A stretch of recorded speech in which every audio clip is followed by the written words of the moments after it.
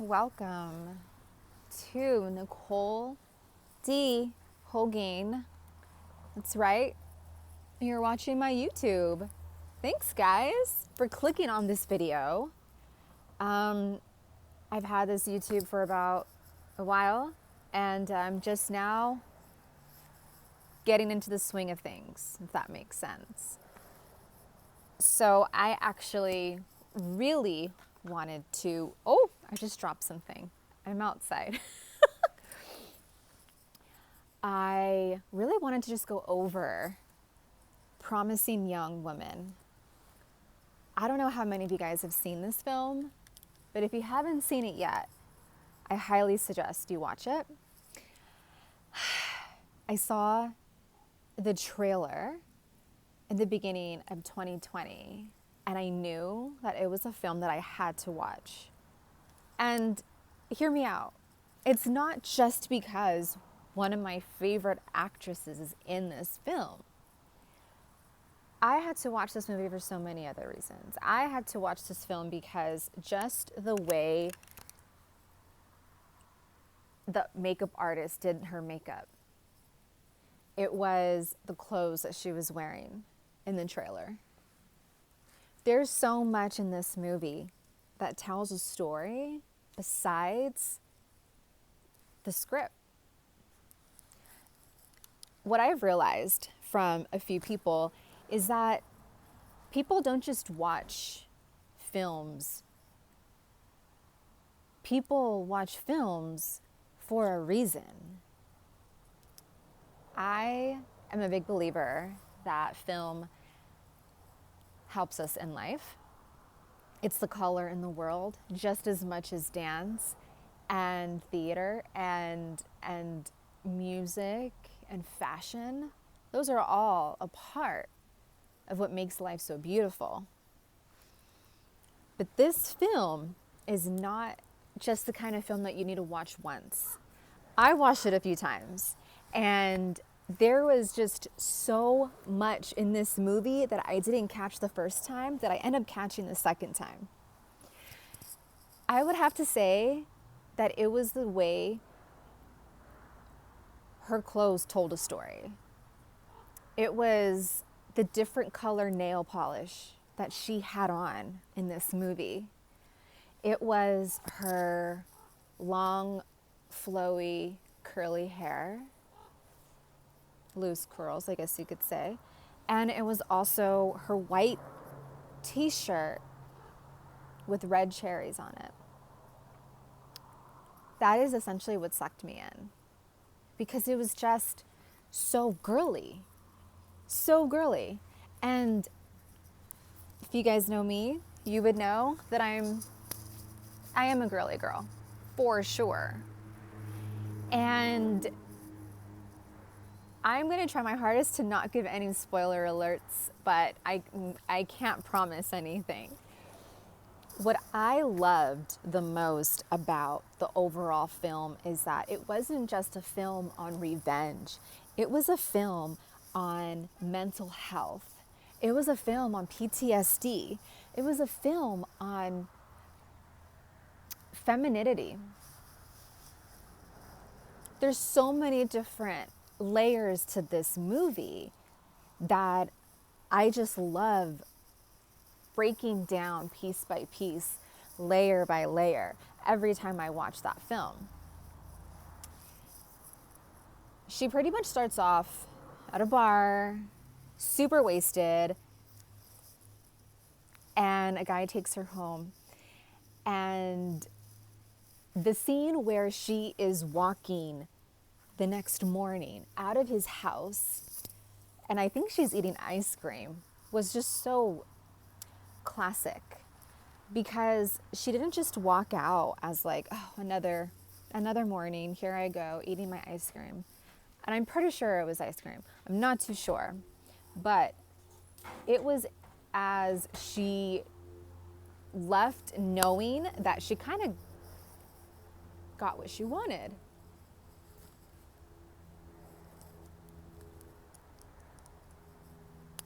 Fast forward a little bit to a few more scenes where she is meeting up with different guys, pretending like she's drunk.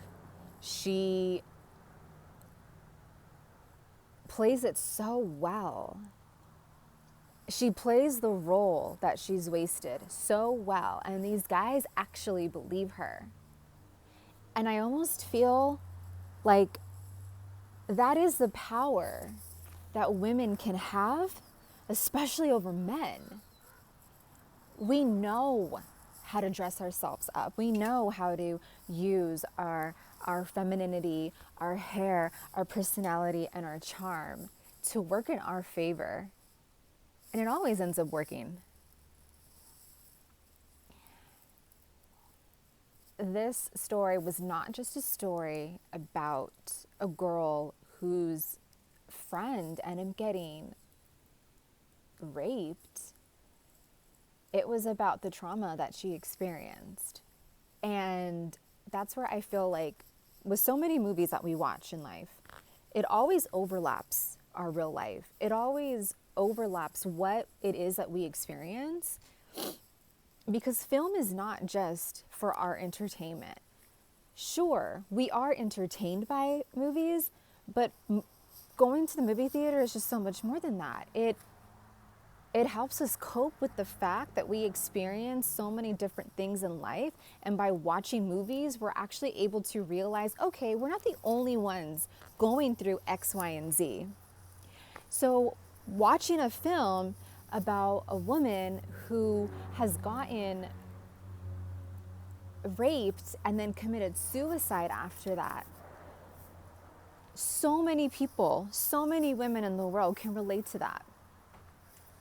And what I love the most is how the director put Carey Mulligan in the specific clothes that she did. It was her different color nail polish that she showed. The girliness of everything that she wore just counters exactly what she was doing to men. Now, I'm not going to give my opinion on whether I think it was right or wrong, but I will say that it was really smart and it was really good that she placed her in the wardrobe that she did, because it just shows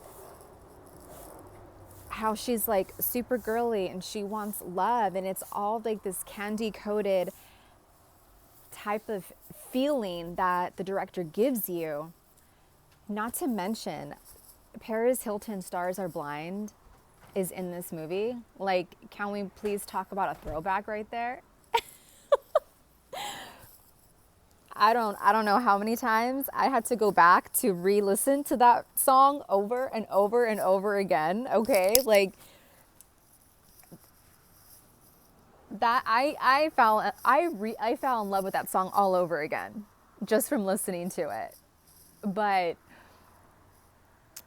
I would have to say that my favorite part of that film was just listening to that song Toxic from Britney Spears, and she's all dressed up in a nurse's outfit with her wig on, her rainbow wig. I mean, it's perfect. It was perfect. And something that stood out to me is when she gave those guys alcohol and she ended up slipping them something in the drink.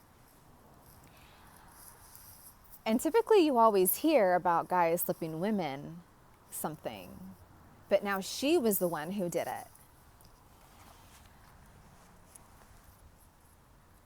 I almost feel like guys are a little too careful.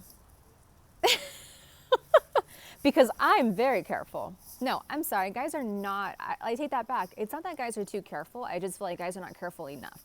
Us women, we do have to worry about stuff like that. I would never allow a man to get me a drink.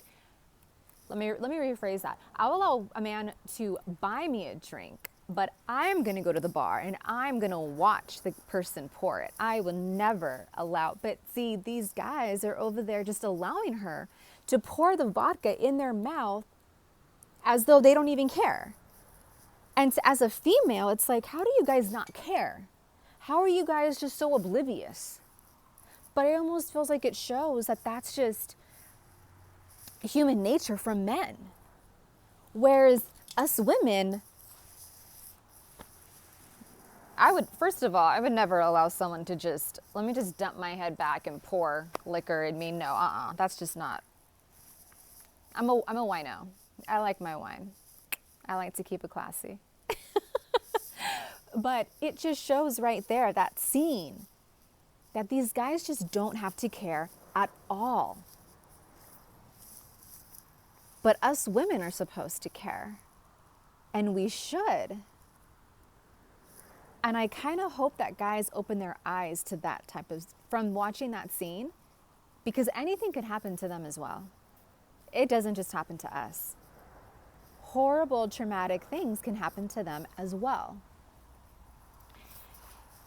And when I felt like, she just went a little overboard, wanting to leave her best friend's name on the guy that raped her best friend's skin. Obviously, I was like, whoa, chick, like, okay. Because she clearly suffered from PTSD. She was traumatized. And she still lived at her parents' home.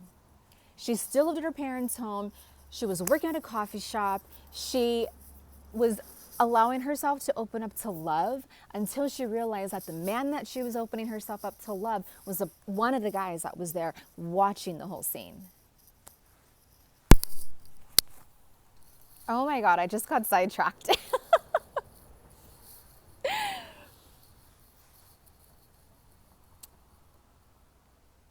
Towards the ending, when they were burying her body, a specific song started to play. And if you haven't seen The King and I highly suggest you go watch it. But this song is from The King and I. And the lyrics are, this is a man where you have to forgive and forgive. This is a man who will say and do things that you won't like, but you'll still make him dinner in the end. The lyrics are just so wow. In the film The King and I, this woman is singing this song to a woman, trying to let her know, hey, this is what you're dealing with right now. Whether you like who he is or not, this is who you're dealing with. So you take this song, and then the director is essentially having them play it while these two guys are burning Carrie's body. It's almost as though it just shows that no matter what, you're going to have to forgive these guys. You're going to have to forgive these boys because they don't know any better. And they don't have self-control. And that really made me feel uncomfortable. And to be honest, she did a great job. She did a great job at making the audience feel uncomfortable. She did a great job making me feel uncomfortable. You're really gonna, like, that song is essentially making it seem okay for domestic violence, abuse. Like, this guy doesn't know what he's doing. Really, his emotional intelligence is not that high, honey. And the director's gonna have them play that song while they're burning her body. It was perfect. Because it doesn't matter if I think it's gonna give off some type of like message on. To me, when I watch movies, I let all my biases leave and I watch film. And that's what I believe art is about. You're looking at somebody's art and you're going off of the way it makes you feel, because essentially you get a feeling when you watch movies. And it does make you think, and it challenges us in life. So just them playing that song made me feel so uncomfortable. Once they had that scene where she goes to that guy's bachelor party, the one who ended up raping her friend, and then he ended up killing her. That was the longest thing I've ever witnessed. And I'm just like, why? Why? I really want to ask the director why. Why so long? Why did you have to have them have a scene that long? I also felt it just wasn't fair. I asked a buddy of mine, what did you think of that scene? And his response was, well, he had no choice in his mind because he was handcuffed to the bed. But as a woman, I don't really think it should matter if he's handcuffed to the bed or not. You don't go and kill a female. I don't really believe that was self-defense. Changed my mind on that. Promising Young Woman is such a good film. It's nominated for Best Makeup and Hair. It's also nominated for Best Art Director and for the Golden Globes. I believe it's the Golden Globes. You know what? Next time I'm gonna have to have my sheet of paper and have everything like laid out because I want to make sure the stuff is perfect. I would highly suggest you guys go watch it. It is still now playing at almost every drive-in in your area. I don't know where you guys live. I'm in SoCal. It's still showing here. And out of the films that I've seen so far, besides Antebellum, which is a film that I'm going to do a review on next, this one I would say is one of my favorites. And the soundtrack is amazing. It's almost as though you guys, the way they marketed this film was amazing because it's totally up my alley. The makeup, the hair, her really cute baseball tee. It was just the epitome of femininity.